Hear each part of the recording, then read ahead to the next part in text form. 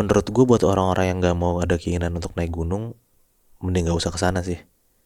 Karena dari yang gue tahu, kalau orang habis naik gunung, mereka bilang pasti mereka buat cerita baru. Tapi gak jarang, cerita baru itu adalah cerita mistis.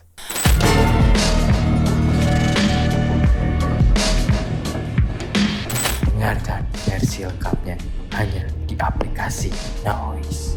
Nah, gue dapat cerita orang yang masih berani solo hiking ke sini, padahal udah tahu nih banyak cerita mistis di gunung ini. Gunungnya nggak jauh dari Jakarta. Gunungnya itu Gunung Salak di daerah Bogor. Jadi ada satu cowok namanya Wisnu. Dia ini emang suka beberapa kali naik gunung lah. Dan Gunung Salak ini pun juga sebelumnya udah pernah naik, tapi bareng sama teman-temannya. Nah, kali ini Wisnu nih naik gunung sendiri. Jadi biasanya dia naik gunung sama teman-teman kampusnya yang pecinta alam juga. Tapi karena ini bulan-bulannya lagi libur kuliah, teman-temannya pada pulang kampung atau ada acara masing-masing. Sampai pada akhirnya Wisnu nih nyari kesibukan sendiri lah. Akhirnya dia ngambil nih keputusan buat naik gunung sendirian. Dia gak ada mikir macem-macem. Ditambah juga dia ini udah pernah naik ke gunung ini kan. Jadi kayak dia mikir ya santai aja lah, udah tau medannya juga kan. Akhirnya dia naiklah Gunung Salak ini. Wisnu ini berangkat ngambil jalur Curug Nangka namanya. Dan dia baru sampai base camp itu sekitar jam 8 malam, kayak masih di bawahnya gitu loh. Awalnya dia masih lanjut ngedaki nih. Tapi pas dia udah ngeliat makin malam, makin berkabut, akhirnya dia mutusin buat buka tenda dulu sekitar jam 9 malam. Wisnu udah beberes, udah buka tenda. Akhirnya dia masuklah ke tendanya. Sambil main HP, sambil nge-vape tuh dia coba tidur. Tiba-tiba dia berasa kayak tenda dia tuh kayak ada yang goyang-goyangin gitu dari luar. Geduk-geduk gitu loh. Nah, ya kebangun lah si Wisnu ini kan. Tadinya kan udah mau tidur tuh, udah liar-liar gitu. Akhirnya dia kebangun. Plus kaget juga dan takut gitu, kayak takutnya di depan ada binatang atau apa gitu kan. Dia mikir lah kayaknya di depan tuh ada yang gak beres. Tapi karena dia gak mau ngambil resiko juga buat keluar tenda, akhirnya dia tetap stay di dalam tendanya. Udahlah, dia coba tenang. Dan dia coba main HP lagi di dalam tenda. Pas udah tenangan, Wisnu lagi main HP, tiba-tiba dia tuh ngerasa kayak tenda dia tuh atasnya kayak ada kejatuhan sesuatu gitu. Dia langsung buru-buru lah keluar tenda buat ngecek sebenarnya tadi ada apaan.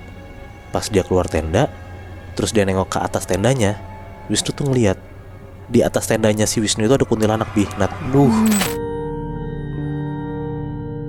Sekitar tahun 2015, ada 11 anak SMA di Jakarta.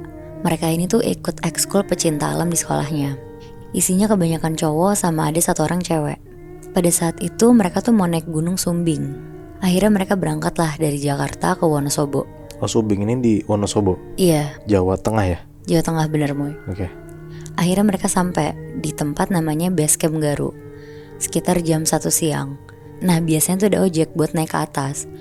Tapi karena lagi gak ada ojeknya, jadi mereka sampai di pos 2 Gatakan sekitar jam 7 malam. Jadi karena mereka rame-rame dan posisinya ada satu perempuan yang ikut, mereka mutusin untuk istirahat dan buka tenda di pos 2 itu. Jadi cewek itu cuma satu, Nat? Iya, cuma satu Moy. Jadi 10-nya tuh cowok? Betul. Oke. Faiz, leadernya mereka, bilang buat siap-siap buka 3 tenda. Akhirnya pas tenda udah selesai, mereka bagi-bagi tenda buat tidur. 2 tenda isinya 4 orang, sama 1 tenda isinya 3 orang. Jadi 4-4-3 posisi tendanya. Nah, perempuan yang sendirian ini tuh namanya Nina. Dia tidur di tenda yang isinya 3 orang. Pas semuanya udah masuk tenda buat tidur, Nina yang setenda sama 2 temen cowoknya itu namanya Rangga sama Adit tuh gak bisa tidur karena ngerasa kayak ada yang ngeliatin dia. Tapi Nina di situ coba meremin terus, walaupun gak bisa tidur juga. Tapi tiba-tiba Adit yang posisinya udah tidur tuh tiba-tiba ngomong, bau amis banget deh. Nina sama Rangga tuh nyautin, iya bener Dit, bau amis, nyengat banget ya. Karena mereka ngobrol sambil merem, akhirnya melek lah satu-satu. Dari Adit, Rangga, terus Nina. Pas Nina buka mata terus kayak mau ngomong, Adit yang tidurnya di sebelah Nina tuh langsung nutup mulut Nina sambil ngasih gelagat tangan yang kayak nyuruh diem gitu. Ternyata Muhibi, mereka bertiga tuh ngeliat di luar tenda mereka ada nenek-nenek bungkuk jalan muterin tenda mereka. Di situ mereka takut, tapi Adit bisikin ke mereka berdua buat merem aja sampai ketiduran. Karena kalau mereka bersuara, takutnya nenek ini ganggu kan. Nah paginya Adit ngomong ke Nina buat jangan ceritain apa yang mereka lihat semalam. Dia nyuruh di-keep dulu aja ceritanya sampai mereka turun gunung itu. Ingat gak cerita gunung yang terakhir kali gue ceritain? Kita cerita di bulan Oktober kemarin. Ya kalau lo lupa, lo bisa dengerin lagi sih obrolan kita kemarin. Tapi intinya di cerita gue itu ada 4 orang pendaki yang mereka tuh kepisah dari regu mereka. Dan 4 orang ini namanya Agas, umurnya 20-an tahun, Panova, udah bapak-bapak, Ya.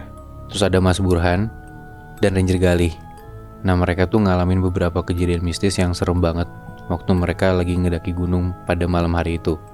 Yang mana akhirnya mereka bisa sampai di puncak gunung dengan selamat, untungnya. Tapi Natmuy, ternyata kisah mereka tuh nggak selesai di situ aja. Bahkan kejadian mistisnya tuh berlanjut sampai Agas bisa sampai di base camp di bawah kaki gunung. Jadi setelah sampai puncak Gunung Prau, akhirnya Agas ini istirahat dan dia bangun sekitar jam 10-an pagi. Di situ kondisinya Mas Burhan tuh udah beres-beres barang-barangnya dia. Dan regu lain tuh udah pada jalan bareng pemandu. Nah, karena pemandu atau rangernya pun udah bilang kalau misalkan mau istirahat ya boleh. Agas dan Burhan pun pede buat turun berdua doang. Karena ya jalan yang mereka lewatin ya jalan yang sama gitu loh. Lagi pula itu kondisinya mereka bakal turun gunung tuh siang hari, jadi mereka ya santai aja buat turun berdua doang. Mereka pede lah. Nah by the way kalau lo lupa Natmuy, Mas Burhan ini emang orang yang dalam tanda kutip bisa ngilmu lah. Dan cukup ngerti sama dunia-dunia gaib. Beda sama Agas, kalau Agas ya nggak ngerti sebenarnya. Nggak lama setelah mereka udah beres-beres, akhirnya mereka turun tuh berdua. Kurang lebih sekitar jam 12-an. Dan itu terakhir kali si Agas ngeliat jamnya dia. Sekitar 15 menitan mereka sampai di lapangan rumput sabana gitu. Yang mereka jalan berdua sambil nyanyi-nyanyi dan makin turun terus. Di situ Agas masih mencoba pede dan nyoba percaya sama Mas Burhan. Toh sebelumnya pas Agas tuh sempat pingsan pas dia naik ke gunung, ya dia jadi nggak hafal jalan. Jadi sepanjang jalan ya Agas ngikutin aja nih Mas Burhan mau ambil jalan yang mana. Beberapa kali Agas nanyain juga, kayak bener gak sih ini jalan yang diambil? Dia nanya gitu ke Mas Burhan. Mas Burhan bilang yakin. Dan Mas Burhan ini ngomong, ini jalur kita udah bener nih. Coba tuh lihat ke atas lereng itu. Itu jalur pas kita saat ngedaki. Kata Mas Burhan sambil nunjuk lereng yang bukan jalan yang dia lewatin. Terus Agas balas dong, tapi Mas, kan harusnya kita ada di jalur itu. Itu kan turunan waktu kita megang tebing bareng-bareng. Kita salah jalan Mas. Nah di sana sama kayak lu Muy, Mas Burhan tuh baru sadar. Entah logikanya Mas Burhan nih kenapa bisa kebalik gitu ya. Dia juga kaget. Oh iya berarti salah dong jalannya gitu kan. Tapi ya Mas Burhan tetap ngambil keputusan untuk yaudah kita lewatin jalur ini aja. Karena ya kalau mereka balik bakal lebih lama. Dan pikiran Mas Burhan tuh ya namanya juga turunan, ujung-ujungnya bakal ke kaki gunung juga gitu kan.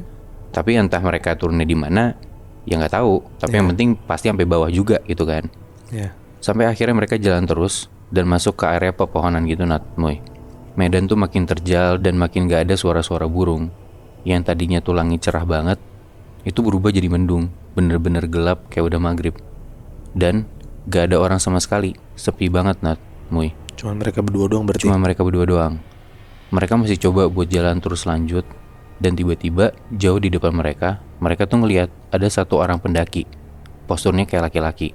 Mereka kejarlah si laki-laki ini. Tapi rasanya tuh makin dikejar makin kayak jauh gitu loh. Dan pas coba diteriakin, orang ini cuma nengok ke belakang tapi gak berhenti sama sekali.